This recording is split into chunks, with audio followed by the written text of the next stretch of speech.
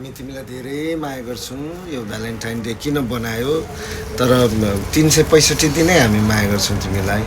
तर पनि अब सबैले यो के भन्छ यो गुलाब दिँदै रहेछन्। हामी अरूले एउटा दिन्छ, हामी त बुट्टाको बुट्टा पुरा दिएर दिँदैछौँ। I love you. Happy Valentine's Day मम्मा। हिजो एनिभर्सरी थियो, अहिले आज भ्यालेन्टाइन्स डे हो। Happy Valentine's Day. Thank you. आइया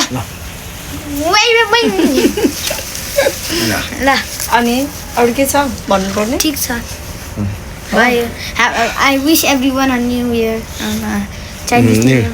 Chinese new happy year, Chinese new year, happy Valentine day, happy त्यो अनि त्यो किलो सुन चाहिँ कहाँ राख्यो?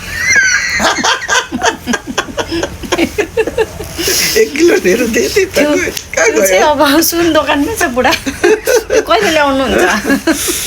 त्यो होइन साथी, 1 किलो जति लिए जस्तो सम्झना त कहाँ राख्यो त्यो 1 किलो सुन?